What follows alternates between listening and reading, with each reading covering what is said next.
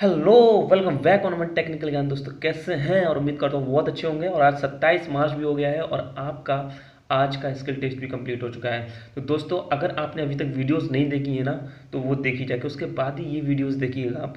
तब पता लगेगा कि आपको जो मैंने जो आपको वीडियोस प्रोवाइड कराई हैं उनमें से कितने क्वेश्चंस आ रहे हैं उनके, और जो मैं पैटर्न बताया हूँ वो पैटर्न आ रहा है नहीं। और आज मैं श्योरिटी आपको देता हूँ कि 100% अगर सारी वीडियोस मेरी आप देख के जाएंगे तो 101% जो है आपका यहाँ पर डीआरडीओ का स्किल टेस्ट क्वालिफाई होने वाला है।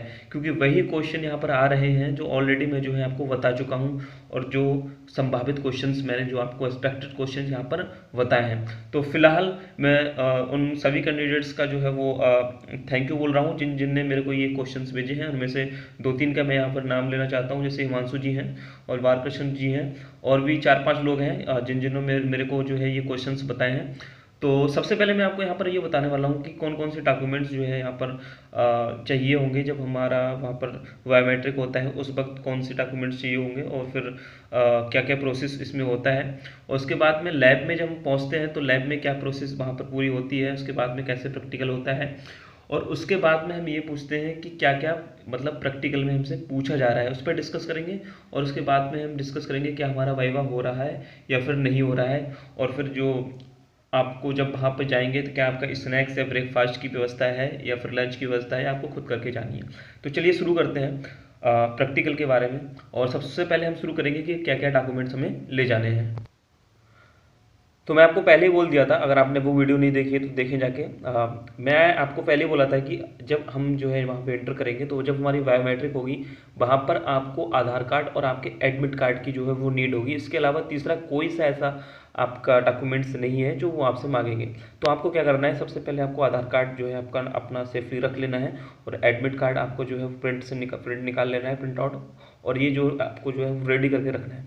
और उसके बाद में आपको प्रोसेस बता देता हूँ कि क्या क्या कैसे कैसे यहाँ पर जो है वो प्रोसेस की जा रही है, कैसे कैसे स्किल टेस्ट जो है यहाँ पर लिया जा रहा है। तो सबसे पहले आप जब जाएंगे ना, जाने के बाद में आपको जो भी बाहर जो सिक्योरिटी गार्ड बैठे होते हैं वो आपसे एक सिग्नेचर कराते हैं आपके नाम के सामने।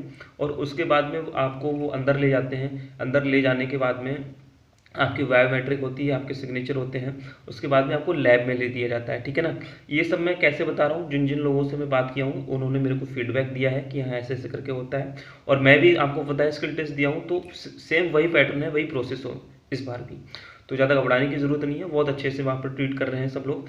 तो वहाँ पर क्या होता है, जैसे अब आप लैब में जब चले जाते हैं, लैब में जाने के बाद में जो भी वहाँ पर इंस्ट्रक्टर या एग्जामिनर होते हैं वो आपको सीट पे बैठाते हैं और आपको एक सीट प्रोवाइड कराते हैं जिस पे आपको अपनी प्रेजेंट जो है वो देनी होती है। मतलब आपका एक नाम आएगा और उस नाम के सामने आपको सिग्नेचर करने होते हैं उस सीट पे, जिससे आपको वेरीफाई करते हैं कि मतलब जो है ये कैंडिडेट्स हमारा आया है। तो ये तो बेसिक है। अब मैं आपको बहुत इंपॉर्टेंट चीज़ आपको बता रहा हूँ, जो बिल्कुल भी कान खोल के ध्यान से सुनिएगा, बहुत ही इंपॉर्टेंट है। तीसरी जो चीज़ निकल के आ रही है बहुत ही ज़्यादा इंपॉर्टेंट है, वो है वैक कैंडिडेट्स वेरिफिकेशन। अब ये क्या है, ये देखो क्या है। जैसे मान लो आप थर्ड सीट या फोर्थ सीट पे बैठे हैं, जाके बैठे हैं। तो आपको मान लो फोर्थ सीट पे आप बैठे हैं जाके, ठीक है ना। आपको लैब में फोर्थ सीट प्रोवाइड कराई गई है और आप वहाँ पर बैठे हैं। तो आपसे पहले, जैसे मान लो आप थर्ड बैच में बैठे हैं, तो आपसे पहले जो सेकेंड बैच का कैंडिडेट उस सीट पे बैठा होगा उसकी जॉब बनी हुई वहाँ पर रखी हुई होगी, ठीक है ना। ध्यान से सुनिएगा।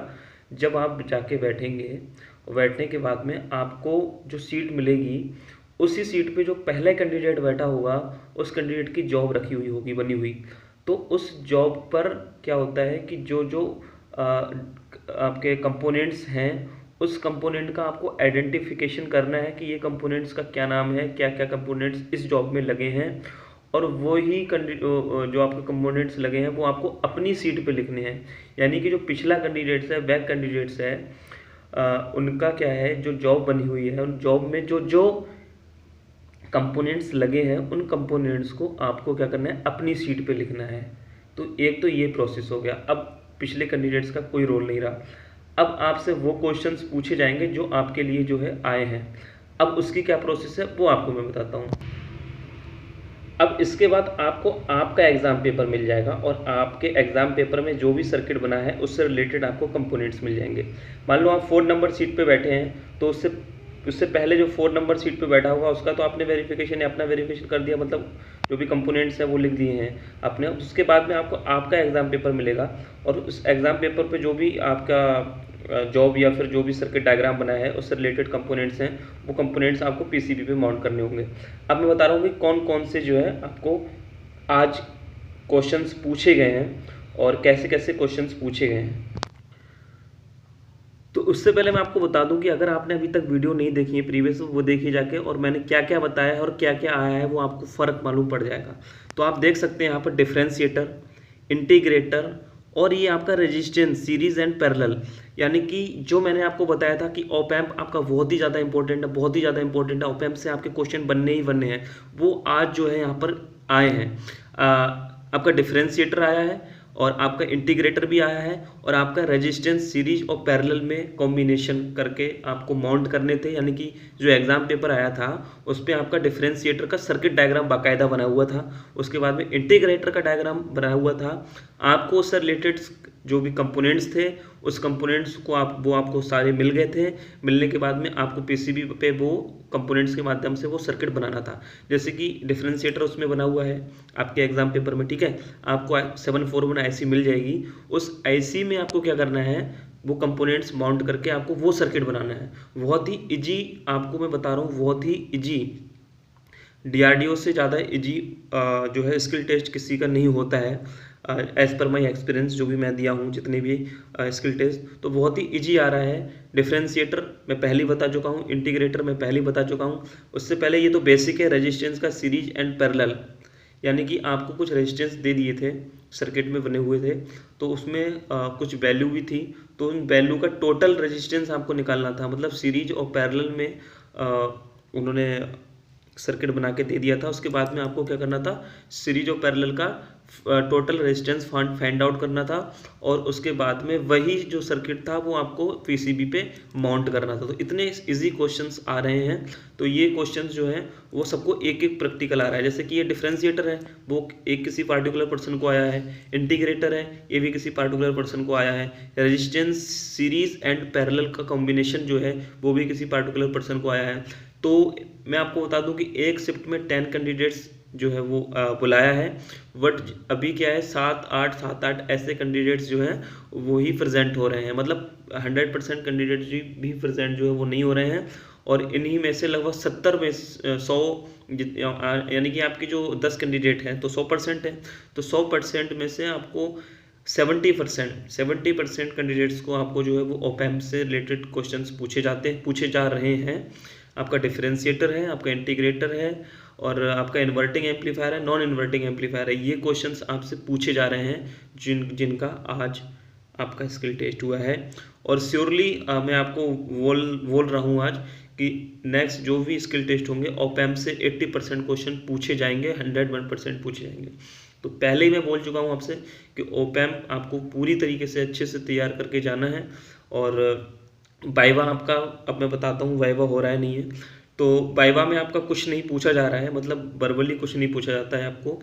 आपको क्या करना है, आपके जॉब में जो जो कंपोनेंट्स दिए हैं उनका सारे कंपोनेंट्स के बारे में आपको पता होना चाहिए ये कौन सा कंपोनेंट है, ठीक है ना।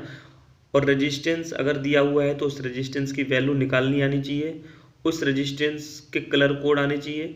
5 बैंड अगर आपको नहीं पता हो तो 5 बैंड के जितने भी रेजिस्टेंस हैं 5 बैंड की वैल्यू निकालनी आनी चाहिए आपको। यानी कि आज जो आपको ये सीरीज और पैरेलल में जो कॉम्बिनेशन आया है ना, ये सारे के सारे जो रेजिस्टेंस थे वो 5 बैंड के थे। तो अगर आपने 5 बैंड या 6 बैंड के आपको वैल्यू निकालनी आती है तो अच्छी बात है, नहीं आती है तो आप इसको एक बार ज़रूर देख के जाइएगा।